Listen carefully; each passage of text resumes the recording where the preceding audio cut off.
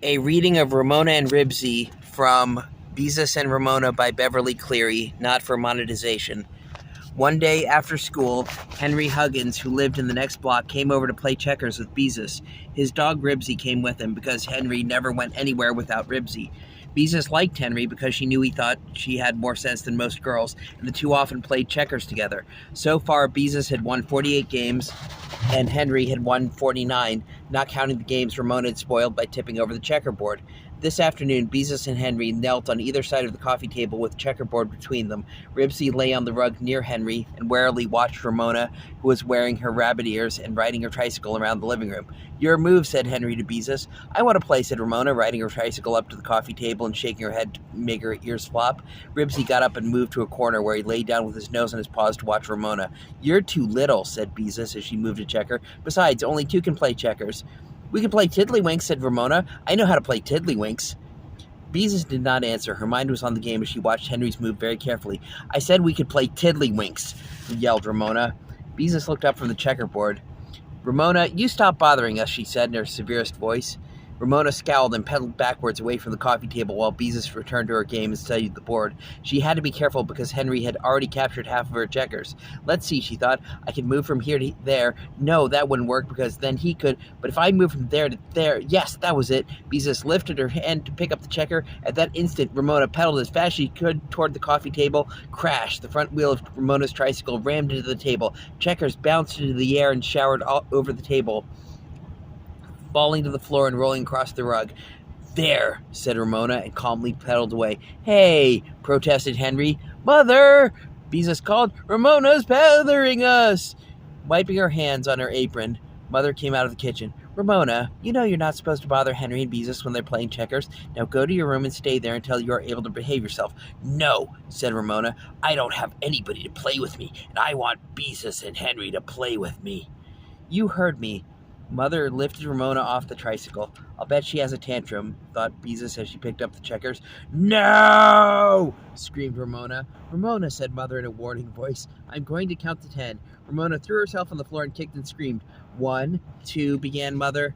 Ramona went on kicking and screaming until Mother counted to 7. Then she lay still on the floor waiting to see if Mother really meant what she said. 8, 9, said Mother. Ramona got to her feet, ran into the bedroom, and slammed the door. Mother returned to the kitchen, and Beezus and Henry started a new game as if nothing had happened. Tantrums were not unusual in the Quimby household. Even Henry knew that. In a few minutes, Beezus heard Ramona open the bedroom door. "Now can I come out?" she called. "Can you stop bothering Beezus and Henry?" Mother asked from the kitchen. "No," said Ramona, and shut the door. Not more than 1 minute later, Ramona opened the door again and came into the living room. "I can stop bothering," she said with a sulky look on her face, and Beezus could see she was still cross because she had been punished. "That's good," called Mother. "Come here and I'll give you a cookie." Seeing Ramona go into the kitchen, Ribsy sat up, scratched, and trotted after her. Although Ribsy did not trust Ramona, he was always interested in what went on in the kitchen. "I hope she stays in the kitchen," thought Beezus, as she picked up a checker and skipped from here to there and captured 2 of Henry's men. The game became so exciting that Beezus almost forgot about Ramona. At the same time, she was vaguely aware of scuffling sounds in the hall. Then she heard the jingle of Ribsy's license tags and the click of his claws on the hardwood floor. Ribsy gave a short bark. Then the bathroom door slammed. "I wonder what Ramona is doing," thought Beezus as she captured another checker, but she did not care so much at the game. "Let me in!" screamed Ramona on the door with her fists. Ribsy began to bark. From behind the bathroom door, his barks made a hollow, echoing sound. Puzzled, Henry looked at Beezus. Ribsy in the bathroom? Henry decided he had better investigate. Reluctantly, Beezus left the game and followed him into the hall. "Open the door and let him out," said Mother. "I can't!" shouted Ramona angrily above Ribsy's furious barks. "The bad old dog went and locked the door." "Oh, stop pretending." Beezus was exasperated with Ramona for interrupting the game a second time. It was too bad that a girl couldn't have a friend over for a game of checkers without her little sister spoiling all the fun. "I'm not pretending," screamed Ramona, clinging to the doorknob while Ribsy barked and scratched at the other side of the door. "Ramona!" Mother's voice was stern. "Let that dog out." "I can't!" cried Ramona, rattling the bathroom door. "The bad old dog locked me out." "Nonsense. Dogs can't lock doors," scolded Mother. "Now open that door and let him out." Ramona began to sob, and Ribsy barked louder. Ramona gave the door a good hard kick. "Oh, for Pete's sake," muttered Henry. Ramona, I'm very cross with you, said Mother. She pried Ramona's fingers loose and started to open the door. The knob would not turn. That's strange, she remarked, and rattled the door herself. Then she hit the door with her fist to see if it might be stuck. The door did not budge. There was no doubt about it. The bathroom door was locked. But how could it be locked? Henry asked. I told you, Ribsy locked it, Ramona shouted. Don't be silly, said Beezus impatiently. Now how on earth, began Mother in a puzzled voice. Then she interrupted herself. Do you suppose when Ribsy was pawing at the door, he bumped against the button in the center of the knob and really did lock the door? Of course, that's exactly what must have happened. A dog that locked the bathroom door. That Ribsy, thought Beezus. He's always getting into trouble, and now he's locked the Quimbies out of their bathroom. I told you he locked the door, Ramona said.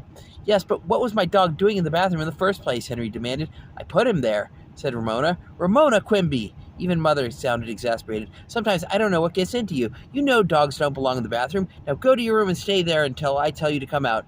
Yes, but, Ramona began, I don't want to have to speak to you again. It was unusual for Mother to be as stern as this. Still crying, Ramona went to her room, which was next to the bathroom. Since Mother had not told her to close the door, Ramona stood just inside it and waited to see what would happen next. Where's the key? Beezus asked. I don't know, answered Mother. I don't remember that we ever had a key. But there's a keyhole, said Beezus. There must be a key. Ribsy, be quiet, ordered Henry. We'll get you out. But Ribsy only barked harder, and his barks echoed and re-echoed around the small room. No one gave us a key to the bathroom when we rented the house, explained Mother. And when Ramona first learned to walk, we fastened the button down with Scotch tape so she couldn't lock herself in. You did? Ramona, fascinated with a bit of information about herself, stopped crying and leaned out into the hall. How big was I then? No one bothered to answer her. We've got to get Ribsy out of the bathroom, said Beezus. Yes, agreed Mother, but how? If you have a ladder, I'll climb in the bathroom window and unlock the door. The window is locked too, said Mother, bending over to examine the knob on the door. Maybe we can call the fire department. Henry tried another suggestion. They're always rescuing cats and things. They couldn't do anything with the bathroom window locked, Beezus pointed out. I guess that's right. Henry sounded disappointed. It would have been exciting to have have the fire department rescue Ribsy. Well, I just can't see any way to take the knob off, said Mother. There aren't any screws on this side of the door. We've got to get him out some way, said Henry. We can't leave him in there. He'll get hungry. Beezus did not think this remark of Henry's was very thoughtful. Of course Ribsy would get hungry if he stayed in the bathroom long enough, but on the other hand, they would need their bathroom, and it was Henry's dog who had locked them out. Then Beezus made a suggestion. Maybe if we pushed some glue under the door so Ribsy would get his paws in it, and then called to him so he would scratch at the door, maybe his paws would stick to the button and the knob and he could unlock it himself. Beezus thought her idea was a good one until she saw the disgusted look on Henry's face. I just thought it might work, she said apologetically.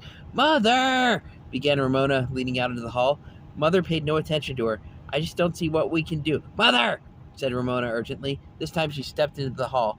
Unless we get a ladder, go back to your room, Ramona, and break the window so we can unlock it, Mother continued, speaking with one sentence inside another, the way grown-ups so often did with Ramona around.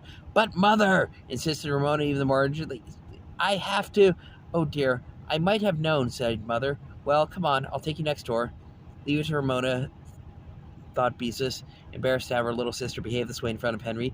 Don't worry, Ribsy, said Henry. We'll get you out somehow. He turned to Beezus and said gloomily, if we don't get him out by dinner time, maybe we could cut some meat up in real little pieces and shove it under the door to him. I don't see how we could get a drink of water to him, though.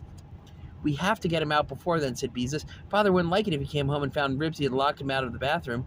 Ribsy couldn't have locked the door if Ramona hadn't put him in the bathroom in the first place, Henry pointed out. What a dumb thing to do. Beezus had nothing to say to this. What could she say when it really had been Ramona's fault?